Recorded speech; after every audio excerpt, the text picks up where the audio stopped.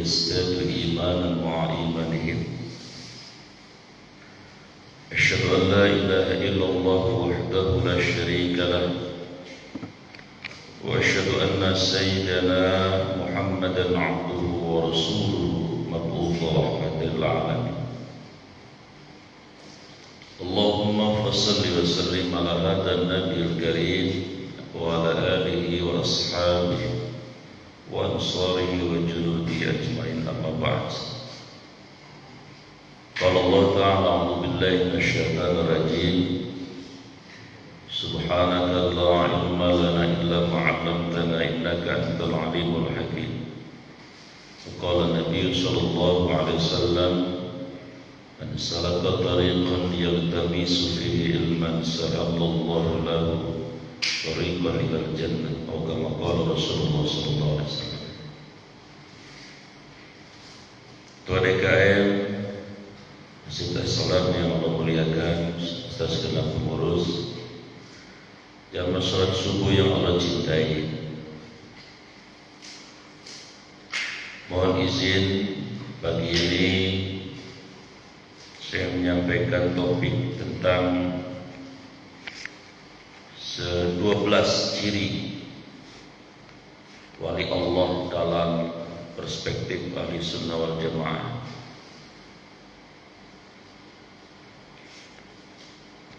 Karena ada sebagian dari kita yang memahami definisi wali itu kurang pas. Misalnya ada yang mengatakan wali Allah itu orang-orang yang sudah tidak perlu melaksanakan syariat karena mereka sudah hakikat, katanya, sudah ma'rifat. Ada lagi yang berpandangan bahwa wali-wali Allah itu orang-orang sakti mandraguna yang bisa berjalan di atas air dan seterusnya. Padahal dalam perspektif Ahlussunnah wal Jamaah tidak seperti itu. Sebagai pengantar, dunia tercengang, bangsa Indonesia juga tercengang juga. Kalau yang mau jujur, dari Selasa kemarin tanggal 10 November datang seorang tokoh sama-sama kita sudah kenal, namanya Habib Rizik. Masya Allah, 3 juta lebih orang menyambut dengan penuh ekspresi rasa cinta yang mendalam, menangis, memanggil-manggil. Maka yang hatinya bersih, jujur, rendah hati, mengakui pasti ini bukan manusia sembarangan. Bahkan ada tokoh-tokoh nasional yang mengapresiasi ini dan merasa takjub, ya. Misalnya Bapak Ibrahimno, Direktur Eksekutif Parameter Indonesia sekaligus dosen ilmu sosial politik UIN. Itu beliau mengatakan Habib Rizik itu adalah the power of Habib Rizik. Jadi beliau memiliki power yang andai dia gerakan memobilisasi kekuatannya itu, jangan kata gedung RT, gedung serbaguna RT RW, istana pun bisa luluh lantah. Kira-kira seperti itu. Ekspresinya seperti itu. Punya kekuatan, punya power yang tidak bisa dianggap enteng. Profesor Dr. Jimli As-Siddiq, Tua ISMI, itu mengatakan bahwa peristiwa kedatangan beliau dan sambutan umat Islam, sebagian umat Islam kepada beliau ini merupakan fenomena langka di Indonesia, termasuk di dunia. Langka itu bisa dihitung dengan jari, kira-kira begitu. Bahkan dianggap sesuatu yang tidak pernah terjadi di Indonesia. Kemudian Buya Dr. Buya Anwar Abbas, Jadi ini orang-orang hebat semua yang ngomong. Sekretaris Umum MUI Pusat, usia beliau sudah cukup tua.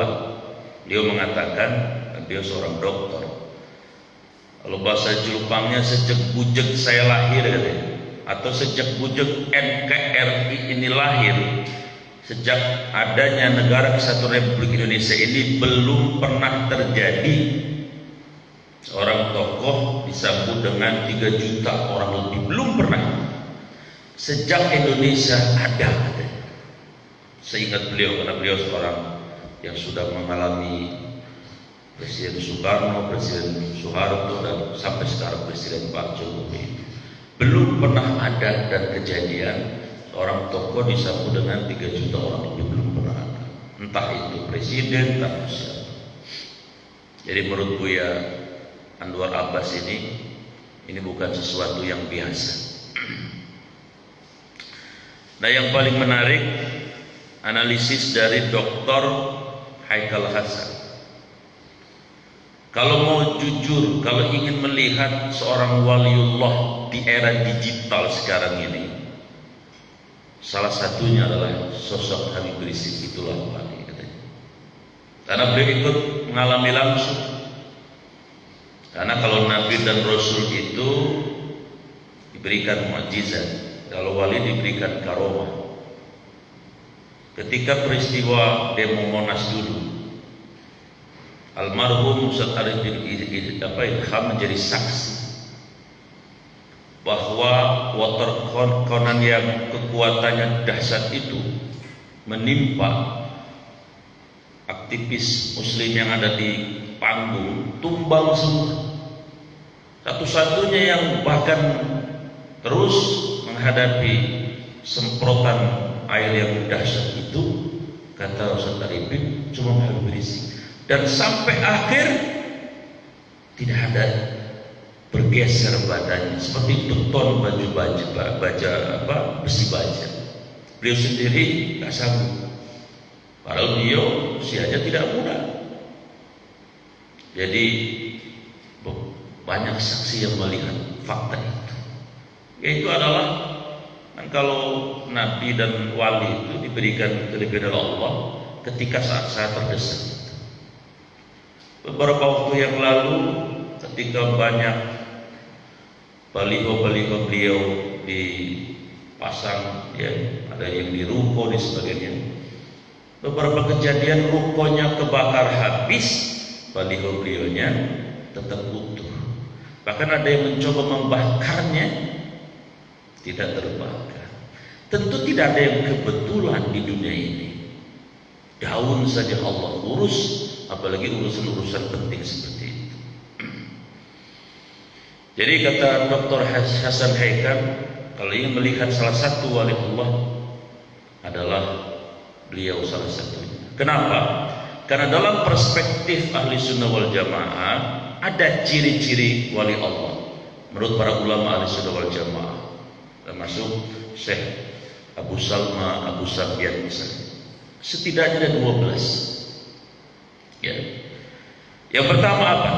Wali Allah itu la khaufun alaihim wa lahum yahzanun.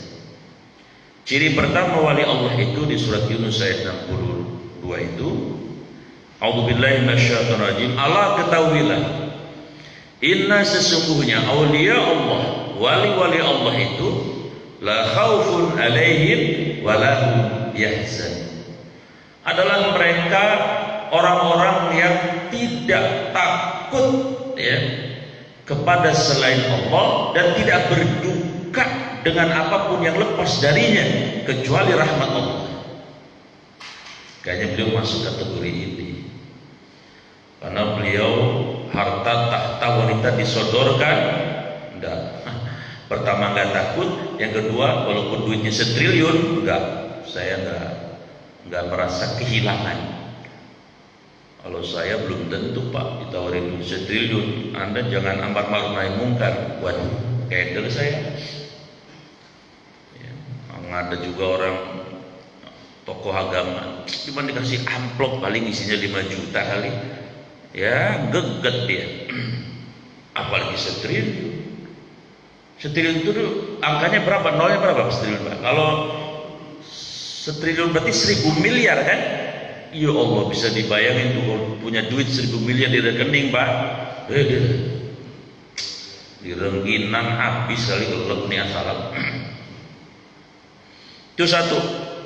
Jadi yang tidak takut kepada makhluk-makhluk Allah kecuali bermaksiat kepada Allah, dan yang kedua tidak berduka, tidak sedih kalau ada dunia yang hilang. Mohon maaf, model kayak saya sih belum buru-buru masuk kategori ini. Ada kita hilang duit 100 ribu aja rada-rada sedih, nangis ya, apalagi setriliun. Itu wali, karena beliau pernah ditawari uang setriliun, Pak. Yang penting jangan amar ma'ruf nahi munkar, jangan berantas kemungkaran. Nah, ini berarti kan dulu Rasulullah pernah mengalami seperti itu. Yang kedua, ciri wali Allah itu adalah tunduk kepada semua aturan Allah. Innama waliyukumullahu wa rasuluhu walladzina amanu alladzina yuqimuna shalah wa yu'tuna zakah wa hum raki'un. Al-Maidah 55. Sesungguhnya wali-wali Allah itu adalah Allah, Rasulnya, dan orang-orang beriman. Orang-orang beriman yang bagaimana?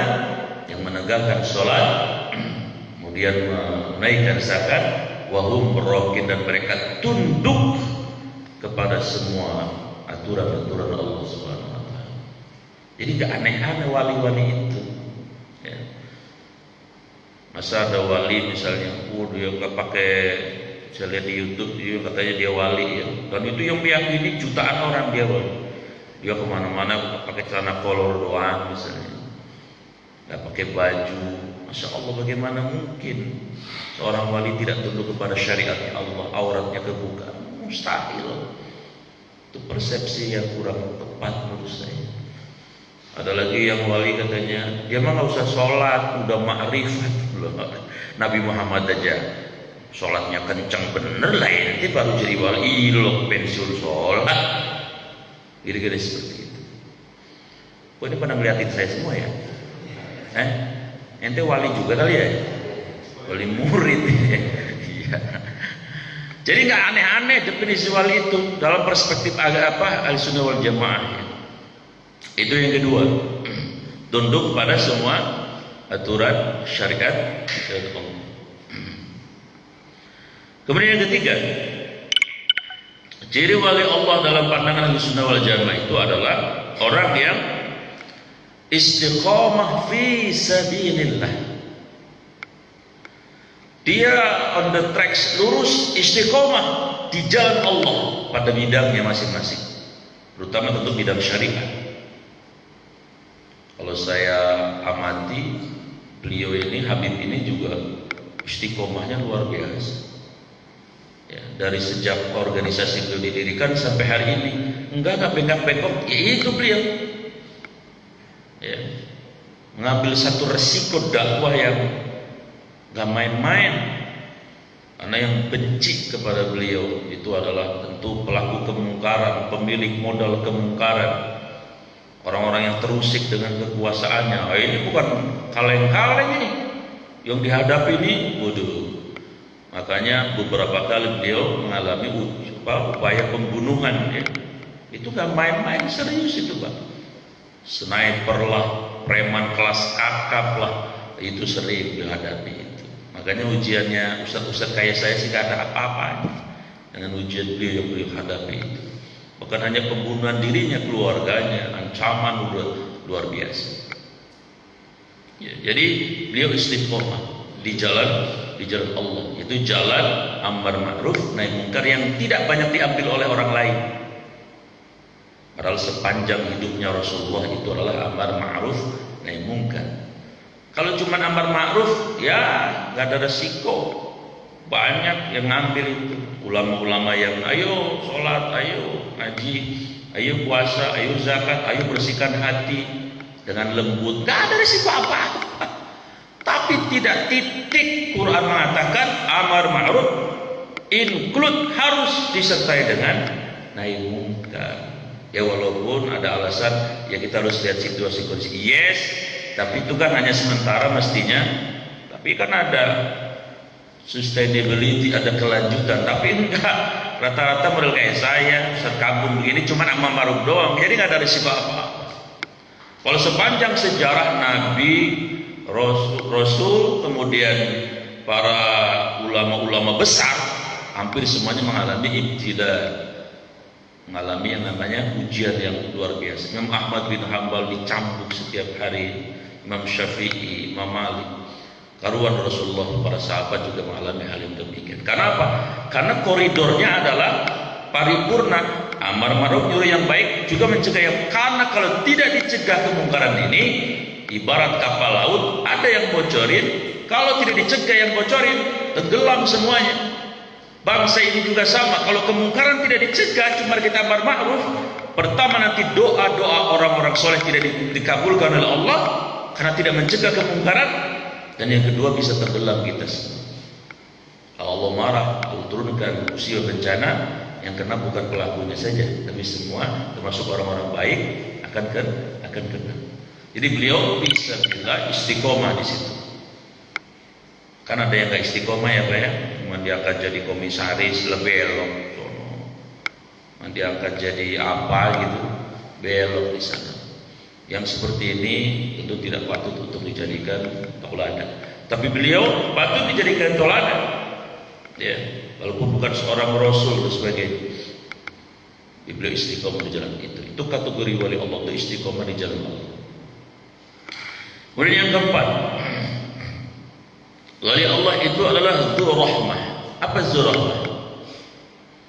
Memiliki sifat kasih sayang kepada penduduk bumi. Ya, ada hadisnya jelas, irhamu man fil ardi kayarhamu man fis sama. Sayangi yang ada di bumi ini, maka yang di langit akan sayang. Dan ternyata setiap orang yang tahu, termasuk non muslim, ada seorang aktivis buruh yang dulu sangat fobia terhadap Islam, sangat benci kepada beliau. Ketika berinteraksi dan bertemu dengan beliau baru tahu siapa Habib ini.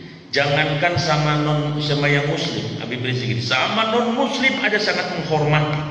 Tetangganya mengakui dengan sendiri. Sama ulama yang lebih tua beliau sangat takzim, sama yang muda beliau sangat sayang. Pribadinya itu ternyata pengasih penyayang luar biasa. Itu pun framing dari media ini yang selama ini mendeskripsikan beliau seolah-olah asar dan seterusnya. Beliau sangat penyayang. Tapi yang beliau tidak mau terima adalah ketika ada kemungkaran. Bukankah itu tugas para nabi dan rasul dulu? Di dalam surat Al-Fat ayat 29 ada di ciri beliau itu, asyidda walal kufar ruhama bainahum. Beliau tegas terhadap nilai-nilai kekufuran, kekafiran, nilai-nilai kemungkaran, tapi dengan orang-orang beriman beliau sangat sayang, dengan muridnya beliau sangat sayang, dengan habib-habib yang lebih tua beliau juga sangat sayang. Kalau ini faktanya berarti beliau masuk kategori itu, insyaallah. Yang kelima, ciri wali Allah itu adalah ibtigha wajh Allah. Yang dicari bukan kepentingan pendek, yang dicari bukan kepentingan dunia, tapi ibtigha wajh Allah, yang dicari wajah Allah. Ya sudah dibuktikan tadi.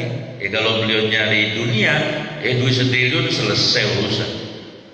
Sampai anak cucunya juga adem, udah punya pesantren, udah ceramah di mana-mana, udah enak betul itu. Ya. Tapi karena beliau mencari ridho Allah, bahwa tugas orang ulama adalah 2 tadi, menyuruh yang baik, mencegah yang mungkar. Adapun ada kekurangan, misalnya beliau lantang dan sebagainya, itu manusiawi. Ya, semua orang punya kekurangannya, tapi tidak boleh kekurangan yang sedikit lalu menutupi kelebihan yang beliau miliki yang banyak itu. Jadi ciri orang yang mencari wajahnya Allah itu adalah tadi di poin yang ketiga, istiqomahnya itu. Sedangkan ciri orang yang tidak mencari wajah Allah kayak kerupuk kena gerimis hujan, ujuk-ujuk belok kemana tahu arah. Orang yang mencari wajah Allah dihadapi yang enak, yang pahit, yang tidak pahit, yang asam, yang manis, hadapi semua. Tapi tetap Yang dicari adalah wajah Allah. Yang keenam, ciri wali Allah itu dalam pandangan Ahlussunnah wal Jamaah kasratul ibtila. Seorang wali itu pasti banyak diuji oleh Allah. Karena ujian yang paling berat pertama menimpa kepada para rasul, kemudian para kekasih-kekasih Allah itu wali-wali Allah. Dan kalau melihat fakta yang terjadi sama beliau, ya ujiannya beliau gak kaleng-kaleng kayak kita, kira-kira seperti itu. Ujiannya luar biasa ya, sampai-sampai diuji dengan hal yang sangat hina ya.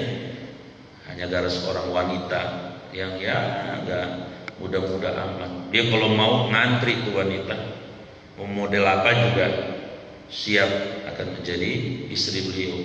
Yang gadis yang mana, ngapain hanya cuman chat yang kemarin itu disangkakan kepada beliau. Itu hal yang sangat tidak masuk logika. Yang ketujuh, wali Allah itu adalah du karomatin, diberi Allah karomah. Tapi definisi karomah jangan kemudian dipatenkan. Maksudnya dipatenkan apa? Dia mah sakti, terus ya bukan karomah namanya, itu kan istizraj. Misalnya memang gak mempan dibacok, terus-terusan begitu enggak. Kalau karomah itu diberikan Allah ketika si wali ini dalam keadaan memang membutuhkan ya. Dan itu pasti diberikan. Tadi saya bilang kalau nabi namanya mukjizat, sebelum jadi nabi namanya irhas. Nabi Musa ketika terdesak ya Allah kasih mukjizat. Kalau udah gak terdesak ya gak ada lagi itunya, kecuali Allah menghendaki lagi. Andai misalnya setelah peristiwa Nabi Musa membelah laut ya, udah lautnya kan sudah terbelah ini, terus beliau setelah itu peristiwa itu beliau memukulkan lagi tongkatnya, ya belum tentu dikabulkan sama Allah lagi, diizinkan sama Allah, karena itu terjadi atas izin Allah. Itulah namanya mukjizat. Karomah juga begitu, tidak harus sakti terus enggak, tapi dalam keadaan tertentu Allah menolong walinya ini. Dan ini tadi saya ceritakan tadi, peristiwa Baliho, peristiwa Monas, peristiwa beliau pembunuhan yang alhamdulillah digagalkan oleh Allah. Itu semua adalah bukti bahwa itu kemuliaan yang diberikan oleh Allah, karena beliau adalah pejuangnya. Yang ke berapa? Apa? Saya ngetes doang dulu. Ada yang ngitung rupanya. Yang kedelapan, wali Allah itu gak aneh-aneh. Siapa mereka? Ittiba'ur Rasul, mengikuti Rasulullah Sallallahu Alaihi Wasallam. Jadi gak aneh, gak jeleneh. Ikuti Nabi. Nabi saum, dia saum. Nabi sholat, dia sholat. Nabi menikah, dia nikah. Nabi tahajud, dia tahajud. Nabi zikir, dia zikir. Nabi hafal Quran, dia berusaha menghafal Al-Quran.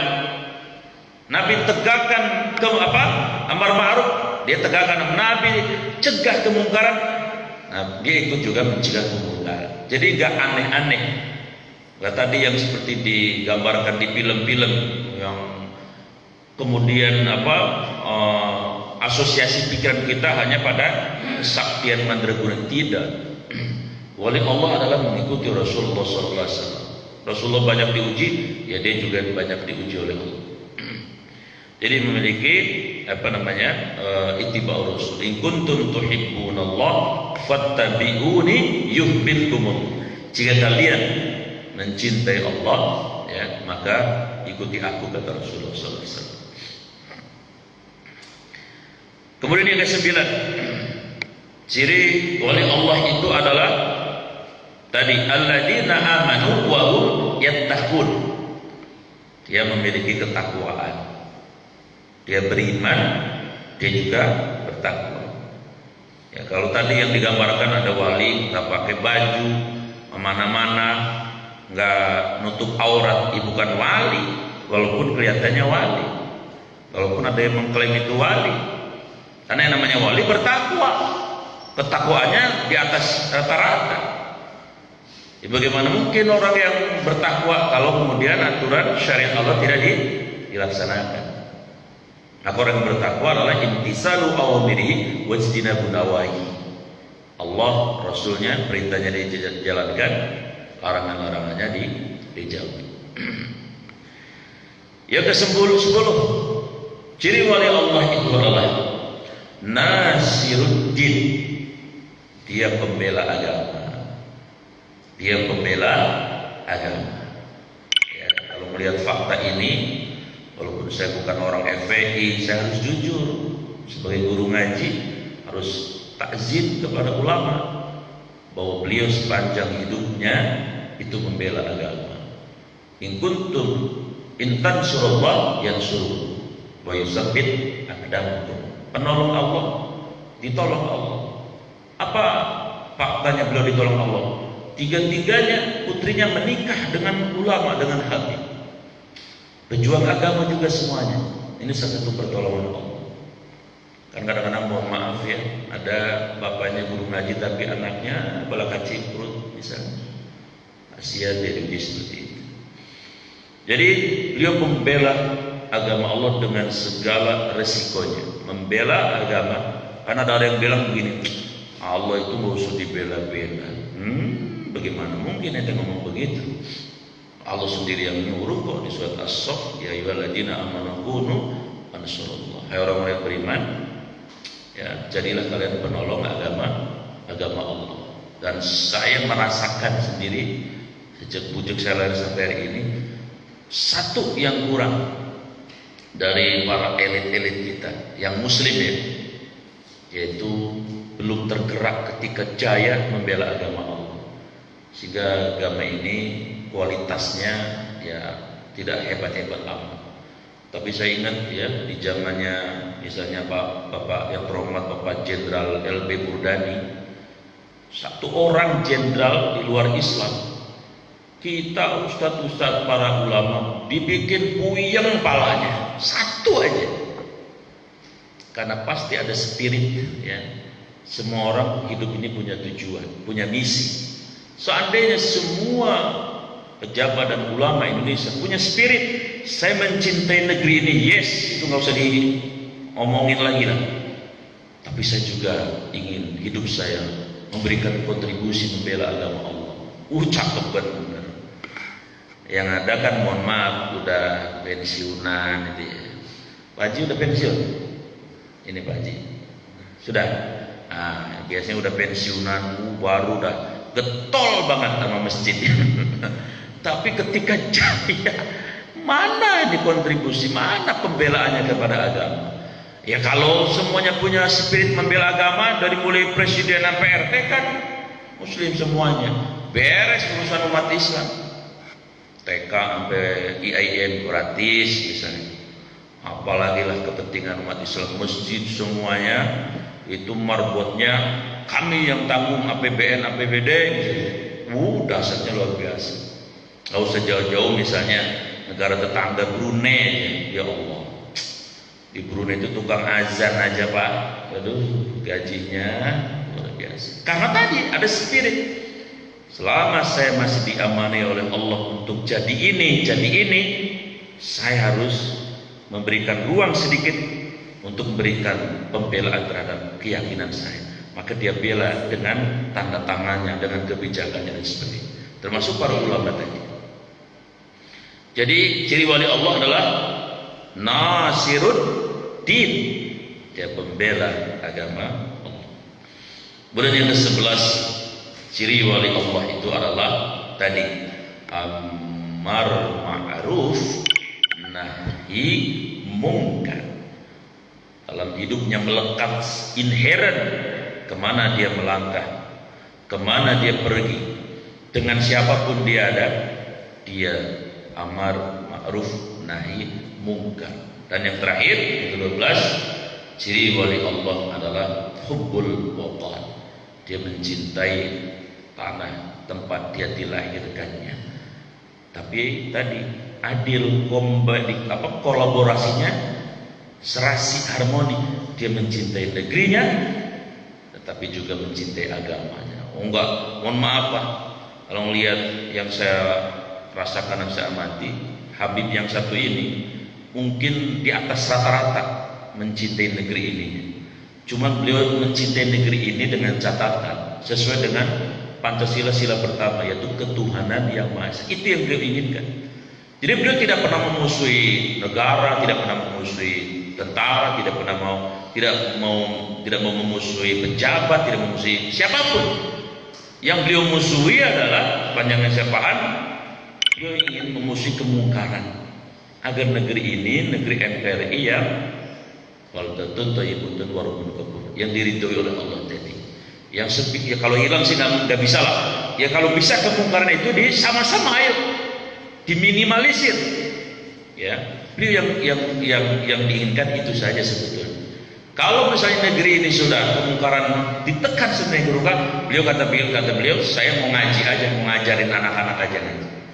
Tapi karena faktanya, masya Allah, kemungkaran itu dasarnya luar biasa, maka beliau terpanggil untuk itu. Jadi kesimpulannya, saya ingin mengatakan bahwa saya bukan orang FPI, ya, nggak pernah ada hubungannya dengan FPI. Tapi saya sebagai seorang guru ngaji, saya harus tadi mengakui dengan hati yang jujur bahwa tidak banyak ulama-ulama yang punya kriteria seperti beliau itu.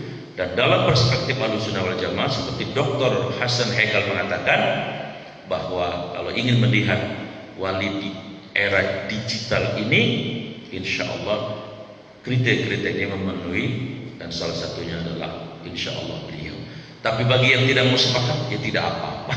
Yang namanya juga tidak ada paksaan untuk mengakui itu. Tapi yang insya Allah yang jujur, yang rendah hati, masya Allah, kita harus hormat dan takdim kepada ulama-ulama yang seperti beliau ini, karena susah mencari ulama yang seperti ini. Saya kira demikian. Mudah-mudahan apa yang saya sampaikan menjadi pemahaman buat kita semuanya. Kesimpulannya, Imam Syafi'i mengatakan, idza ra'aita, jika kamu melihat, ya rajulun yamshi 'alal ardi, ada seorang yang bisa jalan di air, ada orang yang bisa terbang di terbang di udara, tapi dia menyelisihi syariat Allah, misalnya tidak menutup aurat, maka enggak usah kagum sama dia. Yang kita kagumi adalah orang yang istiqomah di dalam syariat, juga dia membela agama Allah Subhanahu wa taala. Itu yang kita kagumi. Demikian, sebelum ditutup ada hal yang perlu ditambahkan, dipersilakan kalau ada. Baik, jazakallah. Demikian yang disampaikan persiapannya. Baik, Bapak yang untuk ditanyakan atau sesuatu yang ingin disampaikan kepada Ustaz, silakan. Mari Pak Joko. Oh iya. Waalaikumsalam. Jadi setiap kali Ustaz yang hadir saya ditahu oleh Ustaz. Baik Ustaz, fenomena Habib Rizik yang tadi sudah disampaikan, kita mencoba melihat 12 indikator kewalian dalam persepsi Ahlussunnah wal Jamaah. Maka Rizik adalah merupakan masuk ke dalam kategori tersebut. Yang menjadi permasalahan adalah sekarang ini begitu banyak halaman-halaman yang luar biasa terkait dengan eksistensi Habib Rizik, sampai pada level dimintai untuk masuk dalam satu, misalnya membuat partai dan misalnya kan seperti itu. Iya. Nah, apakah kemudian kewalian yang itu kemudian akan hilang? Iya. Ya, ketika kemudian masuk dalam Partai. Seperti itu. Iya. Dan ketika kita coba perbandingkan dengan Erdogan gitu, bagaimana apakah Erdogan juga bisa masuk dalam kategori seperti itu, ketika kalau kita coba lihat ciri-cirinya juga ada sebuah kebimbangan dari orang penjelasan. Terima kasih. Assalamualaikum warahmatullahi wabarakatuh. Pak Joko itu kalau nanya itu susah aja menjawab. Iya,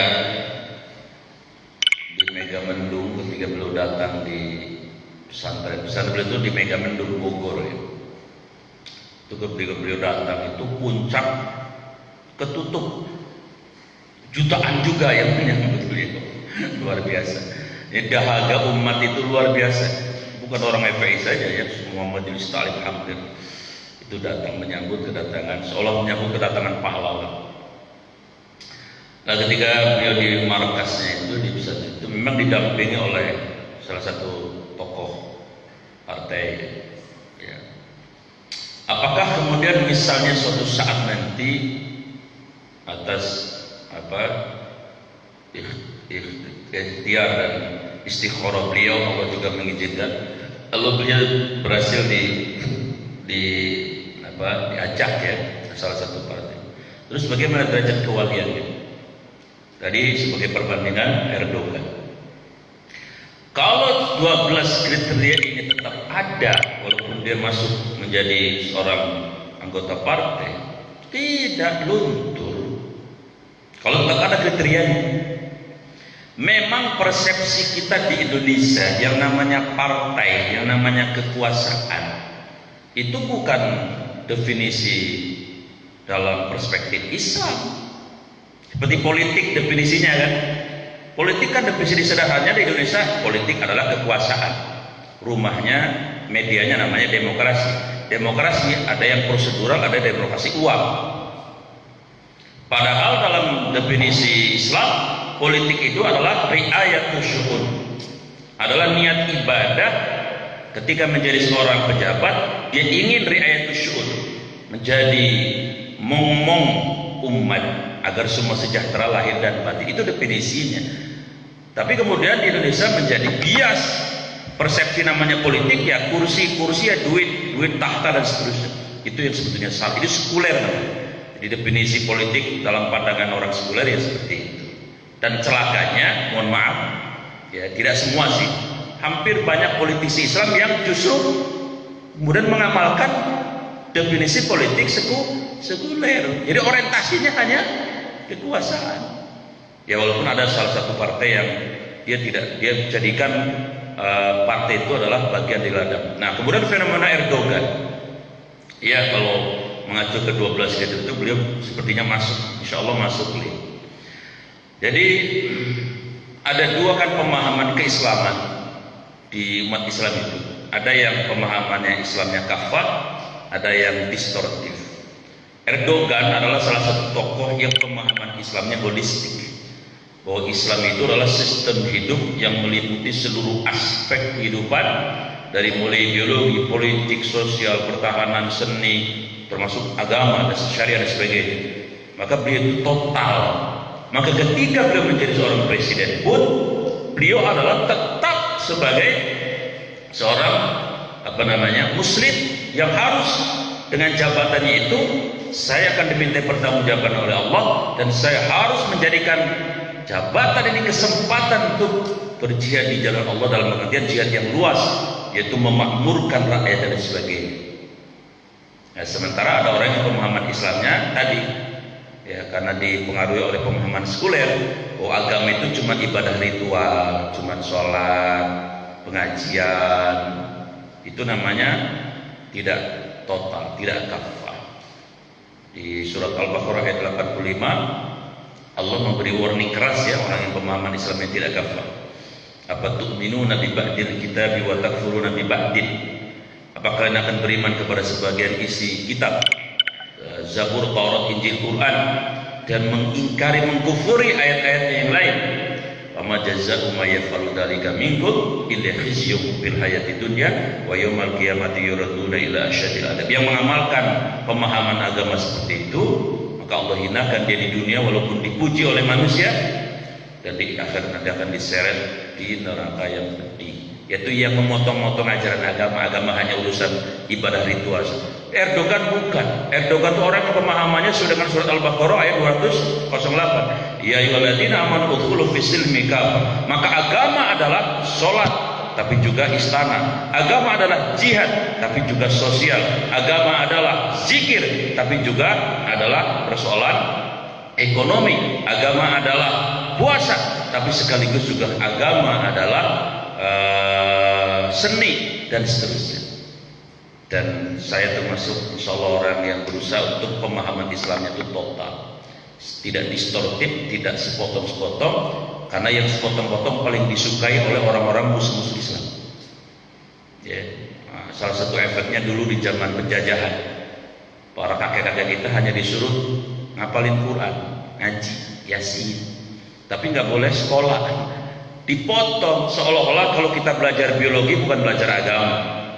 Padahal kimia ayat Allah, fisika ayat Allah, matematika ayat Allah, zakat, fikih, tajwid, dan juga ayat-ayat Allah, semuanya adalah agama.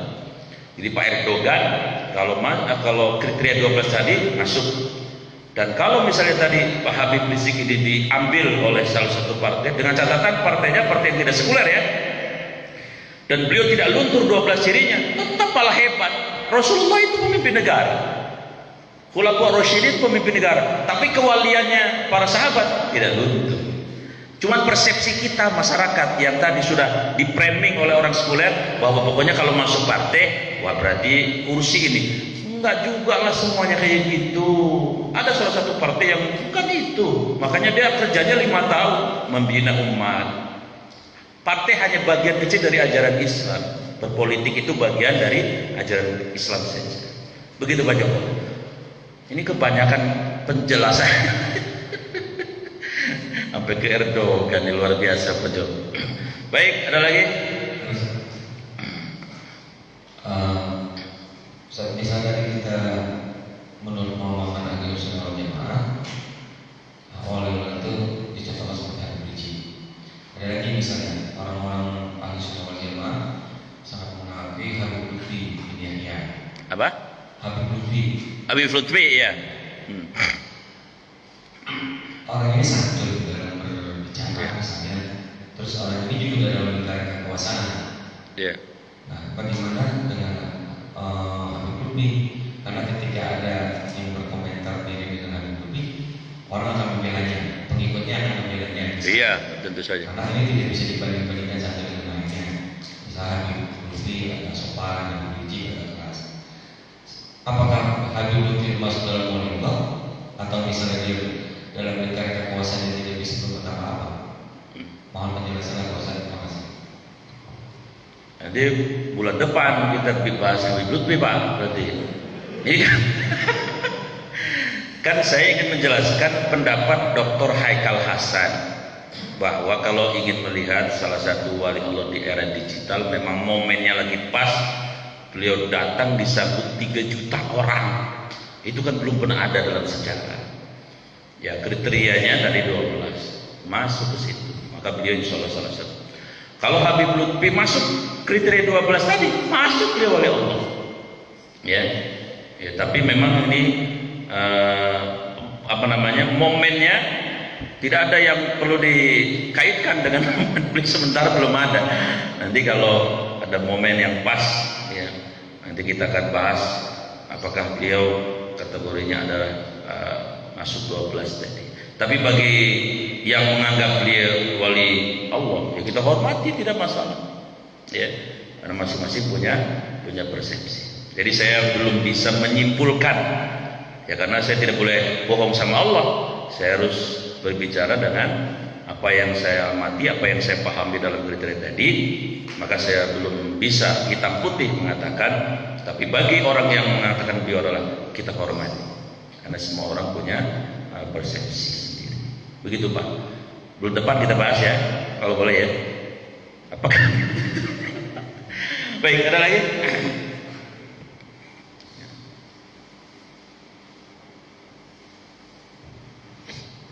Jadi kalau Bapak ada lagi yang ingin ditanyakan?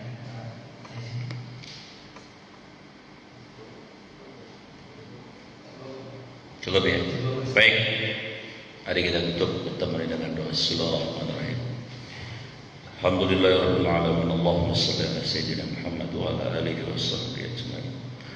Allahumma ya musabbibal asbab wa ya fatihal abwab wa ya sami'al aswat wa ya qadiyal hajat wa ya mujibad da'wat ikti hajatina ya Allah, ikti hajatina واكفنا يا الله بحلالك عن حرامك وأغننا بفضلك عمن سواك. اللهم يا الله إنا نسألك يسرا ليس بعده عسر ونسألك غنى يا الله وليس بعده فقر ونسألك أمنا ليس بعده خوف ونسألك يقينا ليس بعده شك ونسألك عادلا ليس بعده ظلم. ربنا أفرج علينا الصبر وثبت أقدامنا وانصرنا على القوم الكافرين وانصرنا على القوم المنافقين وانصرنا على القوم المشركين وانصرنا على القوم الظالمين وانصرنا على القوم الفاسقين وانصرنا على القوم الفاسدين وانصرنا على القوم الخاسرين. رب اغفر لنا ذنوبنا وإسرافنا وثبت أقدامنا وانصرنا على القوم الظالمين. ربنا أتمم لنا نورنا واغفر لنا إنك على كل شيء قدير. ربنا آتنا في الدنيا حسنة وفي الآخرة حسنة وقنا عذاب النار. وصلى الله على سيدنا محمد وعلى آله وصحبه أجمعين. سبحان ربك رب العزة عما يصفون والسلام على المرسلين والحمد لله رب العالمين. كفارة المجلس سبحانك اللهم وبحمدك أشهد أن لا إله إلا أنت أستغفرك وأتوب إليك. السلام عليكم ورحمة الله وبركاته.